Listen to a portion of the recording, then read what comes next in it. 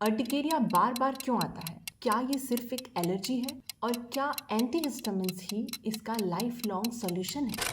नमस्कार, मैं हूं डॉक्टर जया और अगर आप भी इन सवालों के जवाब ढूंढ रहे हैं तो ये वीडियो आपके लिए। तो सबसे पहले अर्टिकेरिया क्या है? सरल शब्दों में अर्टिकेरिया हमारे इम्यून सिस्टम के ओवर रिएक्ट करने का परिणाम है। नॉर्मली जब हमारा इम्यून सिस्टम हमारे शरीर पर कोई हार्मफुल सब्सटेंस डिटेक्ट करता है तो इसके रिस्पॉन्स में मास्ट सेल, जो कि हमारे स्किन में मौजूद एक तरह की इम्यून सेल्स हैं, ये एक्टिवेट हो जाती हैं और ये हिस्टामिन रिलीज करती है। हिस्टामिन हमारी नसों को खोल देता है ताकि ज्यादा से ज्यादा ब्लड और ऐसी सेल्स जो बाहरी खतरों से लड़ती हैं वो उस जगह पहुंच सके। इसी वजह से स्किन में लाल चकत्ते और खुजली होने लगती है। ये सब हमारे शरीर का डिफेंस मैकेनिज्म है और अपना काम खत्म करते ही ये अपने आप गायब हो जाते हैं। लेकिन जब हमारा इम्यून सिस्टम ओवर रिएक्ट करने लगता है तब वो कुछ हार्मलेस सब्सटेंसेस के लिए भी ऐसे ही रिएक्ट करने लगता है। अर्टिकेरिया इसी ओवर रिएक्शन का एक फॉर्म है और ये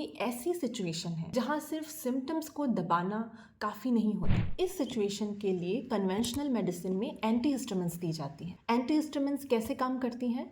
ये हिस्टामिन के इफेक्ट को ब्लॉक कर देती हैं जिससे कि सूजन और खुजली बंद हो जाती है। अब ये एंटीहिस्टामिन्स ऐसी सिचुएशन में बहुत ज़रूरी होते हैं जब हमारा इम्यून सिस्टम इतना ओवर रिएक्ट कर रहा होता है कि एक लाइफ थ्रेटनिंग सिचुएशन बन रही होती है। ऐसी सिचुएशन के क्या लक्षण होते हैं? अगर अर्टिकेरिया के साथ होंठ, जीभ और गले में भी सूजन आने लगे, अगर सांस लेने में तकलीफ हो रही है, घबराहट हो रही है या ब्लड प्रेशर ड्रॉप होने लगे, तो ये एक लाइफ थ्रेटनिंग सिचुएशन है और ऐसी कंडीशन में एंटीहिस्टामिन्स और एड्रेनालिन जैसे स्टेरॉइड्स लाइफ सेविंग होते हैं। लेकिन ये एंटीहिस्टामिन्स और स्टेरॉइड्स इम्यून सिस्टम के उस ओवर रिएक्टिव पैटर्न को करेक्ट नहीं करते। ये सिर्फ इफेक्ट को कंट्रोल करते हैं, कॉज को टारगेट नहीं करते। तो वो टेंडेंसी जिसकी वजह से मास्ट सेल बार बार ओवर रिएक्ट कर रही हैं वो अभी भी बनी हुई है। तो इसे कैसे ठीक किया जा सकता है? एक ऐसा ट्रीटमेंट लेकर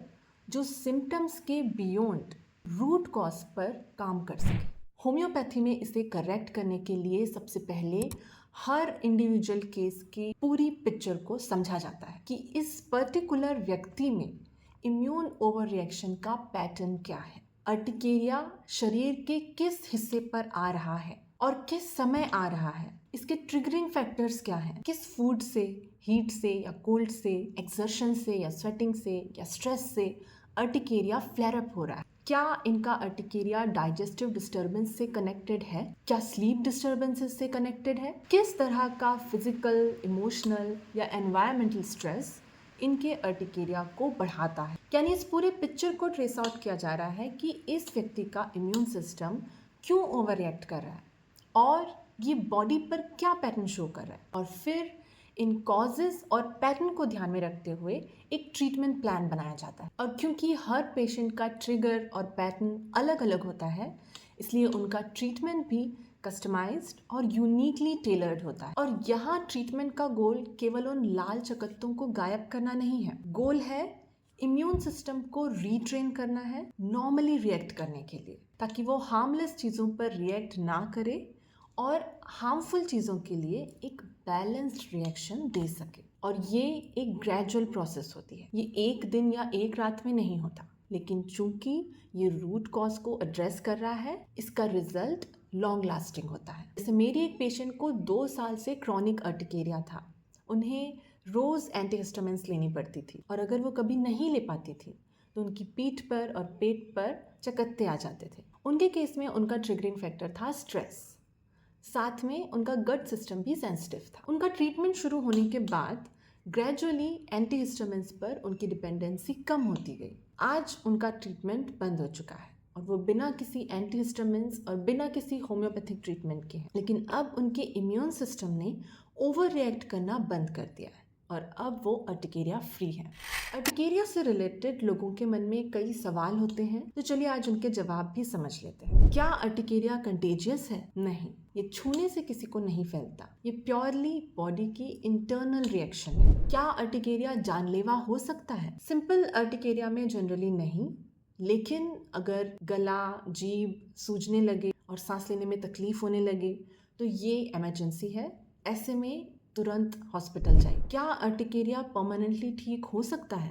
अगर रूट कॉज को करेक्ट किया गया है तो मेडिसिन पर डिपेंडेंसी कम होने लगती है। हालांकि अर्टिकेरिया हर केस में यूनिक होता है, तो प्रॉपर कंसल्टेशन के बाद ही इसका एक स्पेसिफिक आंसर दिया जा सकता है कि इस पर्टिकुलर केस में कितना इम्प्रूवमेंट हो सकता है। अर्टिकेरिया में कौन सा खाना अवॉइड करना चाहिए, ये पर्सन स्पेसिफिक होता है। कोई ऐसी यूनिवर्सल लिस्ट नहीं है जो सबके लिए काम करे। इसे पता करने का सबसे रिलायबल तरीका है अपने पैटर्न को ट्रैक करिए कि क्या खाने के बाद आपका अर्टिकेरिया फ्लेयर अप होता है। क्या अर्टिकेरिया स्ट्रेस से होता है?